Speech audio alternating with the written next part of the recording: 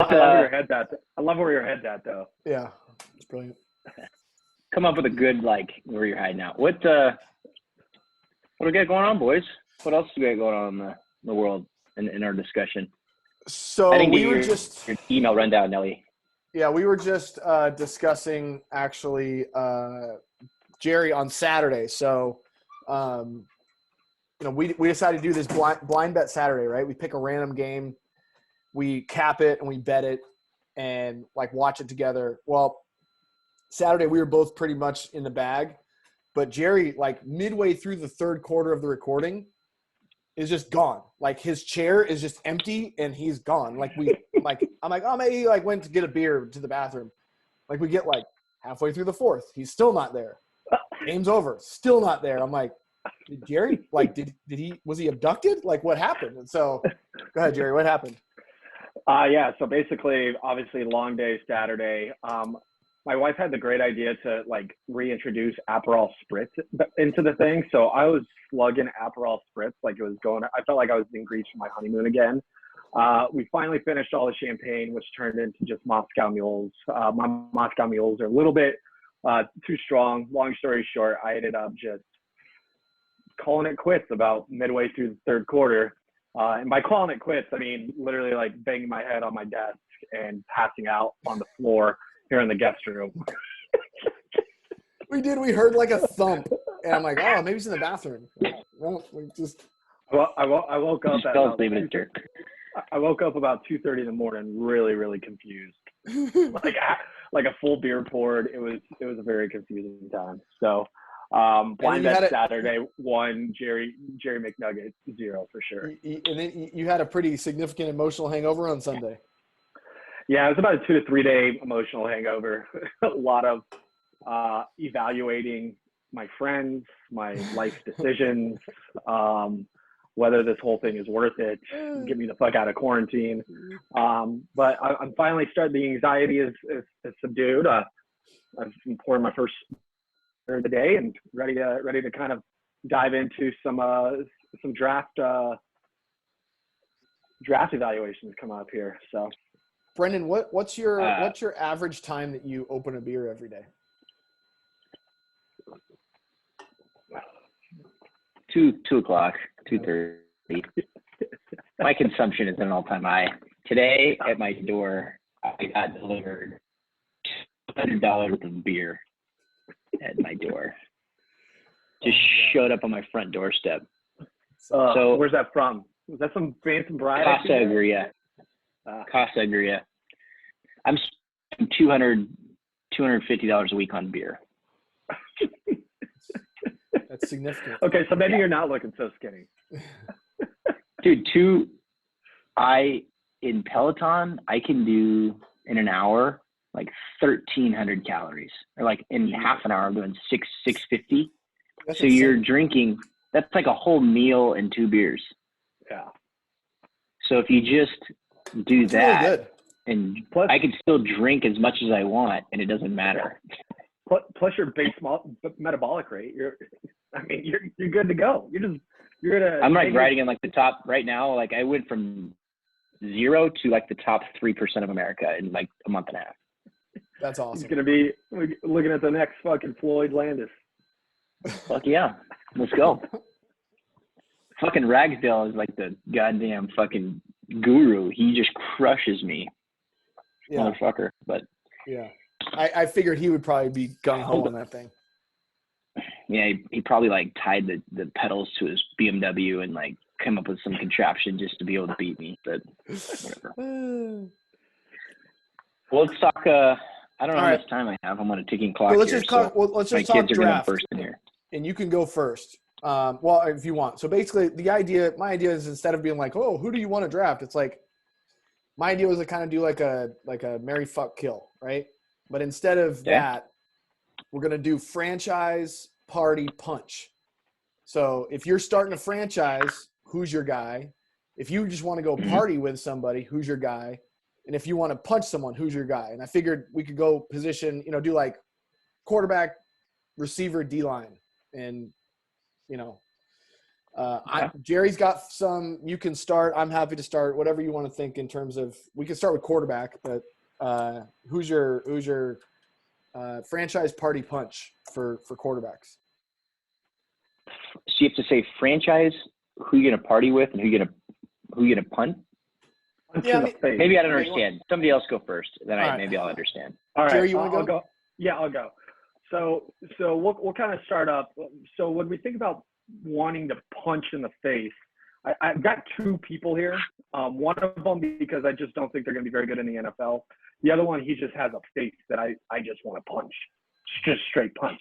The first of all, I don't think is really. There's been a lot of hype around this guy.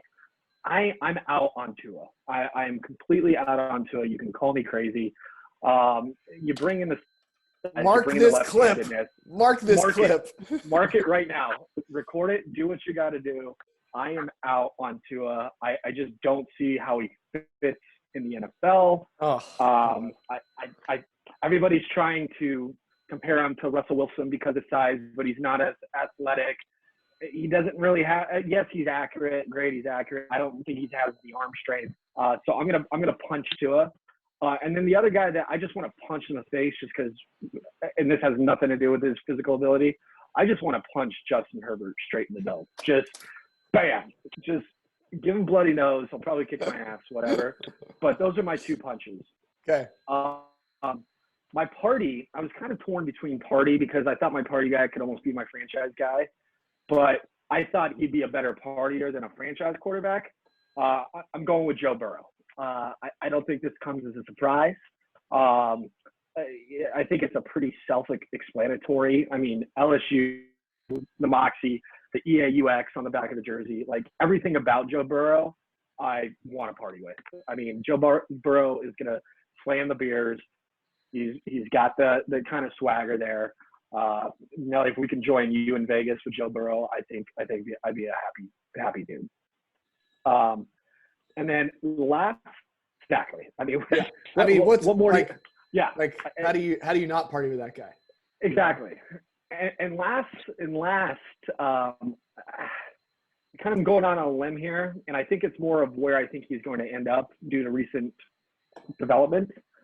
And I kind of think a dark horse of the draft here is Jacob Eason out of Washington, who I'm going to start my franchise around. Whoa! I know. Call me crazy. Man. I'm getting the look from Barcade. You might get fired. That's fine. I've been on the Jacob Eason train for a minute now. I think if I had to, if we want to do the classic comps of who his comp is, high ceiling. I think he's got just enough agility. He's got the arm strength. High ceiling of Big Ben. Assuming that he ends up in New England, this is also predicated here. Low, you're probably looking Jamarcus Russell. So there's a big wide gap there, and Ryan Leaf, right? So there's a big wide gap. I love that you said he could be anywhere from Big Ben to Jamarcus Russell. I get it. But you know what? You're really going on a limb there, Jerry. A Hall of Famer and arguably the biggest bust of all time. But I think he's gonna. I think if he ends up in England, like everything's kind of expecting him to, because I don't think Jared Stidham is kind of the answer, or obviously Brian Hoyer. I think the Pats find a way to get him. And yeah, Jacob Eason, my franchise guy. All right. Huff, you want to go, or you want me to take round two on the quarterbacks section? Go ahead. Yeah, go ahead. But if I suddenly have to run out of here, I'm opposite on Jerry. I'm starting my franchise with Tua. I think mark this. Record this. So listen, one of us is gonna be right, one of us is gonna be wrong. So I think who knows what he does with the injury. I think he's a more accurate. What's the homie for the Cardinals? Kyler Murray. Yeah, I think he's more accurate and like a good athlete at, not like, going to sprint around and score touchdown. I just think I like him. I really like him. So again, I kind of went back and forth between like Joe Burrow. Like I think you could definitely start your franchise with Joe Burrow, but I just want to party with him. I want to go to Vegas with him. I want to hang out with him. I want to just, and he's been at LSU. He didn't go to real school. He went to virtual school for the last like year. Like he does whatever he wants. Like I don't know. I'm all in on him, but I want to party with him. And then my guy that I want to punch, it just kind of came right at me is Shea Patterson. Is he even in the draft? I mean, when I looked up, he was. There's no way that kid gets drafted. Yeah, he's. But I in the draft. agree with you. I think I would want to punch that dude. I mean, tomorrow. Look at this. I mean, you tell me that this isn't the most punchable face you like have seen in a while. That's like, he looks like a poor man's fat Baker Mayfield.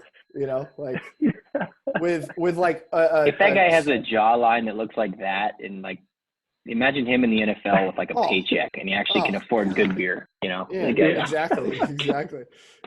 Some script on his forearm. Anyway, so I can't stand him. But all right, Jerry. So we're on opposite ends of the podium for Tua. So mark it down. Right. What? April 22nd. Mm-hmm. Tua, one way or the other. Okay, so what's the first person I have to come up? We have bust.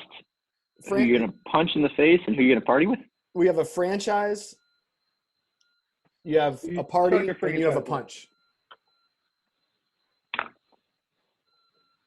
I don't know much about the draft as I probably should be paying attention to.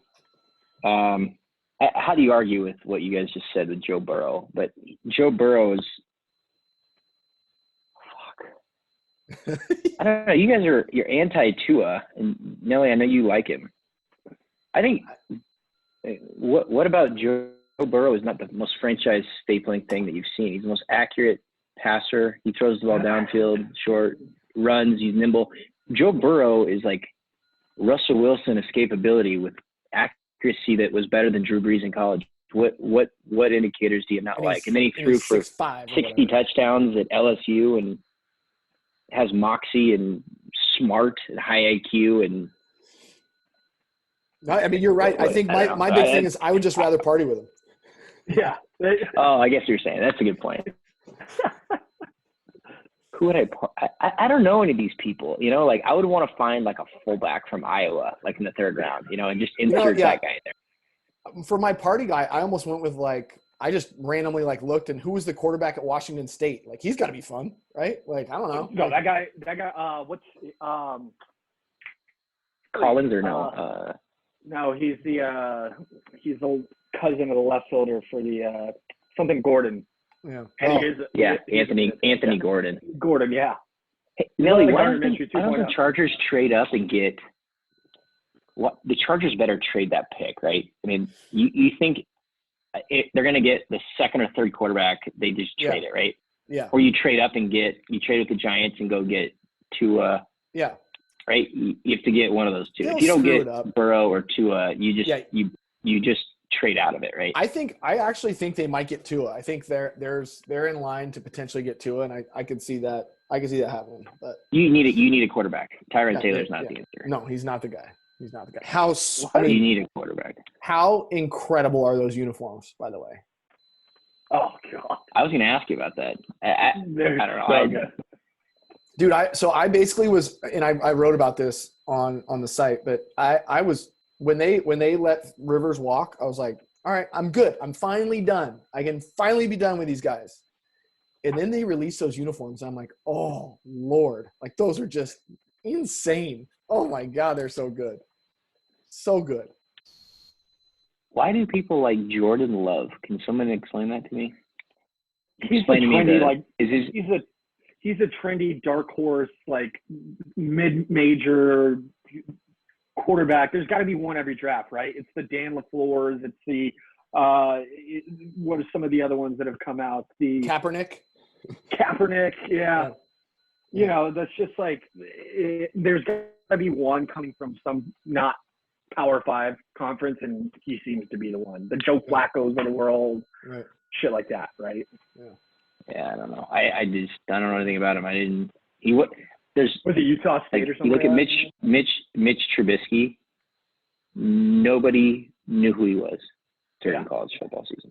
And then the combine happened, and then all of a sudden he's like, oh, I got to take – and he's a fucking nobody. He's a waste of time. Like, why are teams – Well, it's interesting, though, like, who's doing going to this? be – Like, why do they get obsessed with things that are in, like, tangibly not good? Like, I don't understand that. I think it'll be interesting because these guys, they didn't know, allegedly no one got to work out for anybody, right? Like, yeah. So, you missed, like, Trubisky had, like, great workouts. And so they're like, oh, my God, this is the guy, right? He moved up the board because of workouts. So who's going to be, like, the guy who didn't move up a board because of a workout? It's going to be weird because no one got to, I don't know, deal with everybody. Yeah. All right, you got anybody you want to punch? Yeah, Brandon? I don't know. Love, it sounds like. Yeah, that guy. All right. That guy. Anybody that like Justin Herbert, like this guy was fucking below average. I mean, was he that good? I mean, you have what, eight wins, Oregon in the softest conference in football last year. I mean, everybody's a rollover. You put up stats. What do they do? Like, yeah. I mean, yeah, I'm not. There's only I don't know, if you're an NFL franchise taking a flyer or a first round draft pick on a kid that's average in a Pac-12 soft conference that just looks good, throws average, somewhat accurate. What do you? Yeah. I don't know. I agree. When's the last time an average Pac-12 quarterback made it? Like, can you think of one? Like, SC obviously has some good guys. Mariota, average, but he was did he win the Heisman? Yeah, yeah. I think he did win the Heisman. He won the Heisman Trophy. Yeah, and he was the second. And he was average. So, and he was average. Yeah. So I'm saying, like, what makes you think a second-tier Pac-12 quarterback is going to change your franchise? I don't understand why people keep believing in this belief system. I don't know. Yeah. Trade it. Yeah. Trade it. I don't know. What else? You want to go wide receivers there, Jerry? Yeah. Go ahead, Jerry. Yeah. So the guy, and this may be a bad decision, but the guy that I want to punch is Denzel Mims out of Baylor. And maybe kind of speaking out of both sides of my mouth right now. And I think he is a classic, like, just combine guy. He is the DK Metcalf of last year, which I know DK had a pretty good year and whatnot. But, like, he is the prototypical big-ass dude, showed well at the combine, and you watch this guy's highlight film, and it's fucking choppy routes, stone hands, but he's big, fucking fast. Like, I think he's going to be a fucking complete fucking bust. He's Darius Haywood Bay. So I'm going to punch him. He'd probably kick my ass, obviously. All these guys would kick our ass. Don't get it wrong. Exactly. I mean, I had a really hard time like that, like picking guys to punch because I'm like, can you punch me back? Yeah. The guy that I'd want to party with, only because he's fast as fuck and we could probably get away from any sort of trouble, is Henry Ruggs out of Alabama. Just if cops fucking raid the place, anything like that, like, I'm following fucking that guy. He's gonna fucking be out. And then I think the franchise guy and the best receiver in this fucking draft. I think he's a playmaker. I've seen this guy play a fucking shit ton. I'm a big CeeDee Lamb fan, and I think he's gonna fucking be a Julio Jones, Calvin Johnson type caliber NFL receiver. The guy can break tackles. He's got the ability of, like, a Larry Fitzgerald to make some of the hardest catches look so easy. He breaks tackles. He's fast. I just think CeeDee Lamb is the full package here. So I'm not super high on taking a wide receiver early in the draft, but if you're going to, I think CeeDee Lamb's got to be your guy. I don't think there's much to disagree with there. I mean, that dude, he had, like, by far the best hands. I think he only had, like, 7 drops in all of college or something. Like, it's silly. Yeah, it's ridiculous.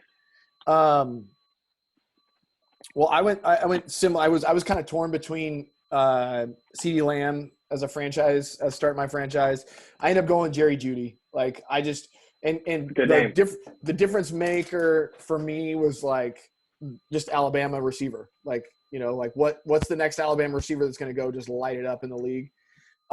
This dude, I don't know. I just think he's insanely special.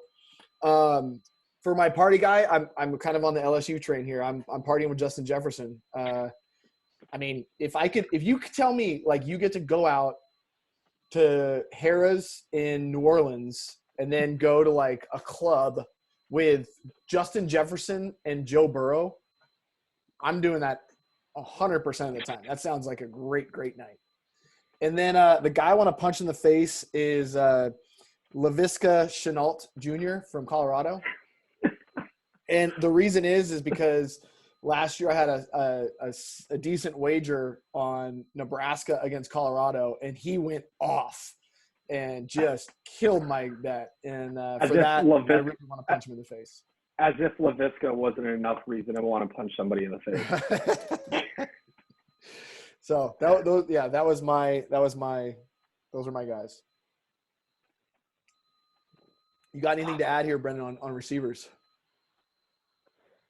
Yeah, I mean, obviously Niners need one. You have Judy, CeeDee Lamb, and Ruggs. I'm gonna kind of go here. Like, if you guys watch Ruggs dunk a basketball, he is hands down. Have you watched Henry play basketball? Anybody that can play basketball. Oh, he's the guy that like his clips went viral of him playing intramurals and just freaking hamming on dudes. Yeah. Like okay. If you can run around catch a football. He's got Tyreek Hill. Like he's got other athletic ability that's just I've never seen a guy dunk a basketball like that. So then you have how good of a receiver he is, where he played, how physical he is, and then you have the size, and then you have a guy that can do things like that. Like he's got obviously hardware that's better than everybody else, like CeeDee Lamb can make better one-handed catches, and Jerry Jeudy is a great route runner, but he's got like some DK Metcalf like athletic ability inside of him that if you just get him some, I don't know, that's maybe who I would grab. I don't know. It's just this intuitive thought of what I don't know. That's an interesting take, but I totally forgot about that guy. Like that, man. His basketball highlights. Yeah. No. I mean, there was talks that the fucking Chiefs were thinking about trading up to get him. I'm like, we don't fucking need that shit. Like, we don't need. I mean, I'll take another Tyreek Hill, but we don't need to trade our fucking. Just saying, Peter King. Just don't shoot the. Tyreek Hill has like once in a lifetime athletic ability. I mean, this guy has like things that I've never seen a person do. And then he's also a receiver. He also went to Alabama. I mean, he also has those things. He's not as quite as like. I mean, the other thing too, like CeeDee Lamb, they threw the ball. He's only I don't know, like Judy's splitting time. Like if you think if you only had Ruggs or only a Judy, like the stats and the amount of throws and the amount of opportunities he would have had to make more impactful plays, but they're splitting that and they're both that good. So I don't know. CeeDee Lamb, all three of them are fucking great, dude. Let's not kid ourselves. But you think your Niners are going to get a receiver or trade up? We don't have a receiver. We let Emmanuel Sanders walk. We have Deebo Samuel, who's more of a running back than anything. Right. We have Trent Taylor, a 5'9", 170-pound white kid. You go to Redlands? And maybe. I don't even know who else we have on our roster. Oh, we have like Kendrick Bourne, who's 4. I mean, we don't have any receivers, so gotta do something. I think we need one. I mean, if you're gonna have a quarterback this young and you're gonna have Deebo as a number 2 guy, you need. If we don't get one of those top 3 guys, I think we trade the pick and stockpile. Yeah. I fucking wanted Tom Brady, but that didn't work out so well. It almost happened, by the way. Did you see that the other day that Lynch said they were trying to figure out how to get him? It almost came together. Dude. Trade Jimmy for the number 1 pick. Get Joe Burrow. Sign Tom Brady. Burrow under Brady for 2 years. Then you have a fucking oh god. Jesus. You would have been in heaven. Yeah. Joe Burrow, the Yeah, quarterback yeah. of the Niners. Yeah. With Tom Brady? Are you kidding me? Yeah. Anybody you want to party with or punch in the receiver group there, Huff? No, I don't know any of them. I'm afraid if I punch them, they punch me back. Yeah. All right, Jerry, you want to move on to D-line there, buddy? Yeah, D-line. I'm not going out on a limb here. This is kind of a chalk bracket for me. I don't know how you don't start your franchise around Chase Young. I think the guy's just a fucking complete monster. Yeah. Who very rarely do you come across a edge rusher that has the potential to actually affect spreads of a game. I think Chase Young is eventually going to be one of those guys, right? Worth a point and a half, because he's getting strip sacks, doing what he needs to do. Right. As far as party, I went with Derek Brown for a couple of different reasons. The kid out of Auburn. Derek Brown. How do you not want to party with this guy? Exactly. First off, like, he went to Auburn, right? Like, let's just fucking go party in general. I want to party with somebody who wears a single digit as a fucking 6'6", 320-pound D lineman. Yep. And then I just think it'd be fucking awesome to walk into a party with a guy who's 6'6", 320. Yeah. I bet I can fucking slam some beers. As far as punch, this is honestly by default, because I didn't know much of the D linemen in this draft. That didn't include some of the linebackers. And stuff. so I had trouble with this one too. But the difficult part, like the receivers and the quarterbacks, like, yeah, I'll punch one of those guys. Like, I'm actually, like, even thinking about it, nervous to punch a D lineman. Like, he could kill me. Yeah, right. And that's part of the reason that I went with Javon Kinlaw, because I think a 6'6", 315, 320-pound freak of nature could probably kill a man.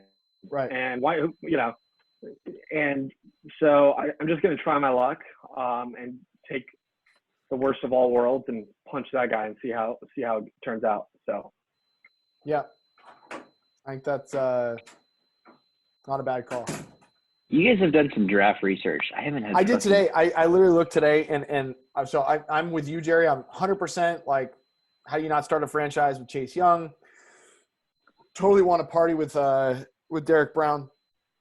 I literally had to dig deep and figure out who I wanted to punch, and I struggled with it, but I ultimately settled on this dude, James Lynch, just because. That's a punchable face, right? Yeah. I mean, he's a ginger. We've got to punch him. If you told me that guy's like 5'9", like, 180, I'm definitely punching him. If he's knowing he's 6'4", 300, maybe not. But come here, Harvey. That dude just is punchable to me.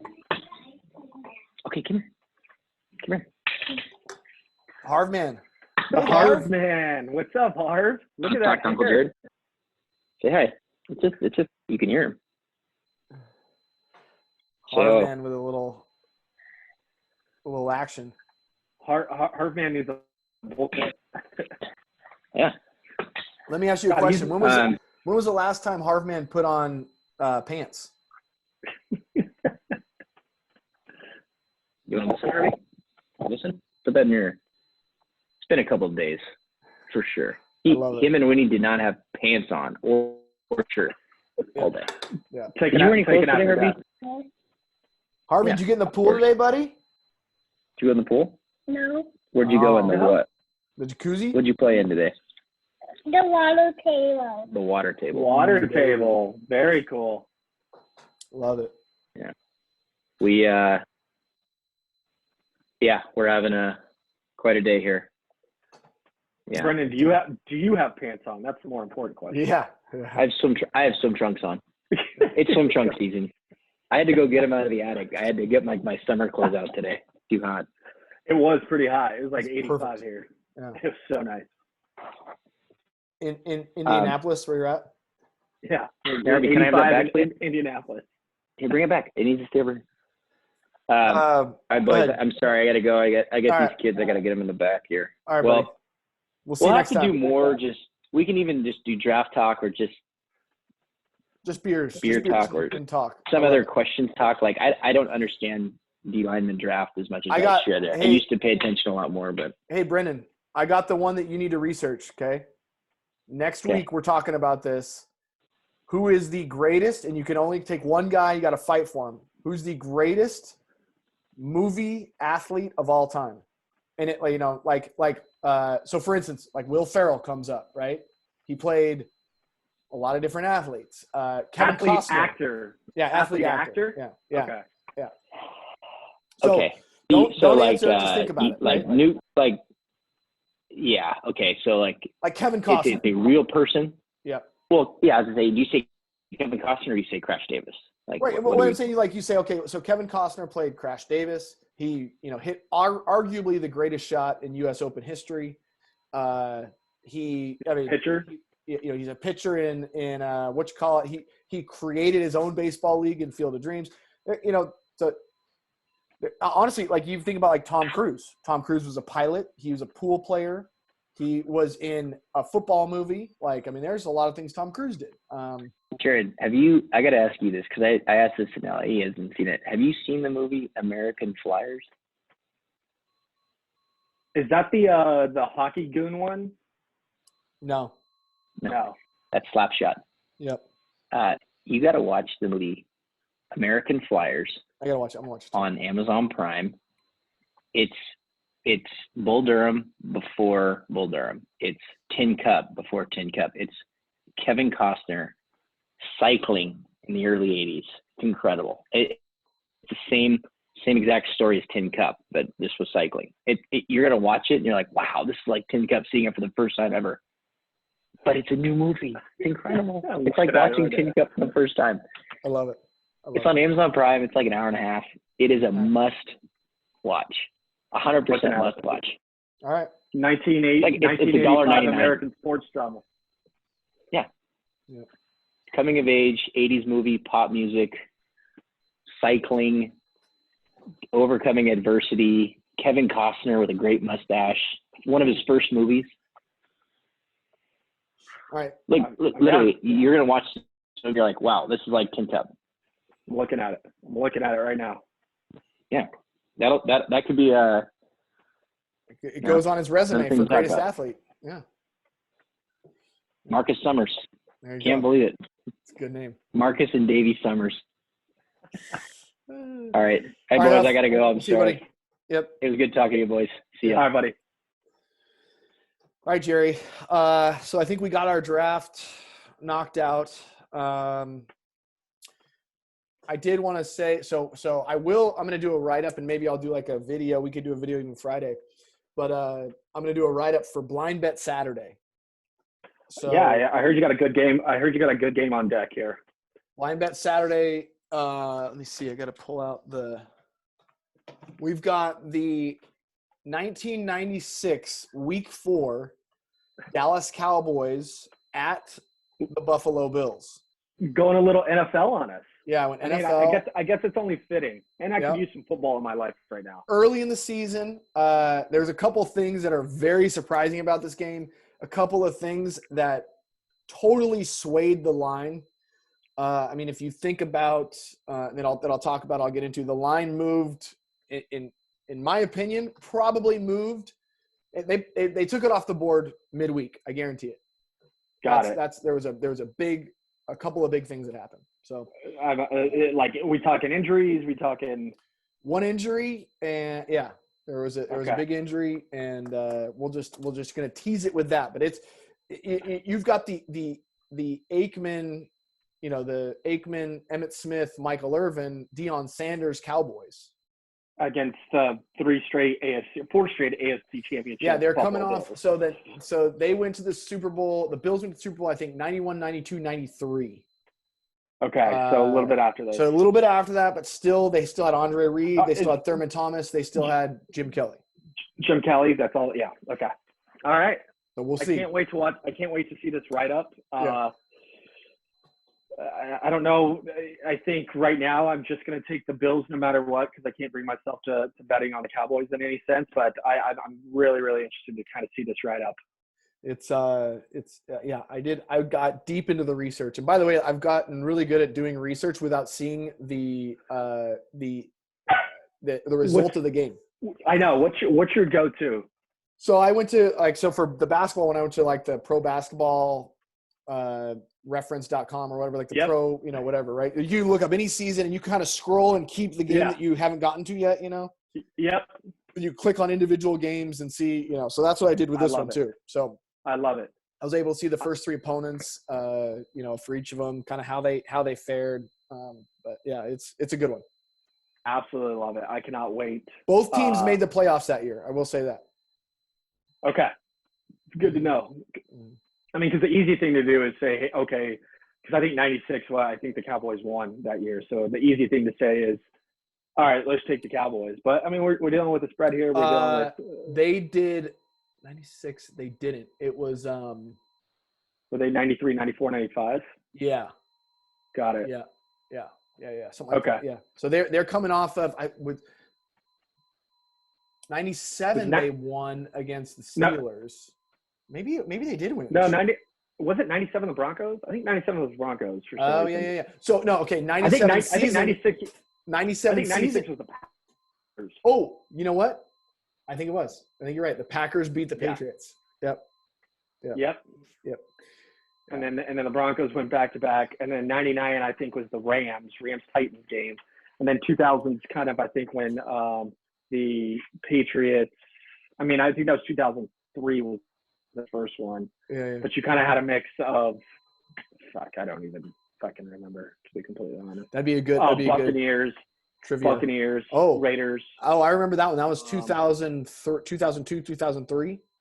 Yeah, so that's I had a bet in that game. So I was fresh out of college. My brother did his Super Bowl party every year.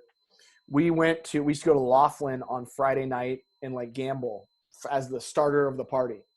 Yeah. Me and Thompson like scrambled a bunch of like our cash together, and we made I think a $20 bet, like a prop bet in the book in Laughlin, $20 to win like $450 that the last score of the game would be a defensive touchdown by the Bucks. Thank you, Derek Brooks. Oh, like to this day I can remember like throwing champagne in the air. That's awesome. Yeah. That is awesome. All right, my man. Well, we will. I'm gonna clip this up and we'll release it to the Wolves, and I'll get a write up going, and off we go. Sounds good, my man. Always good seeing you. Cheers, brother. All right, buddy. Later.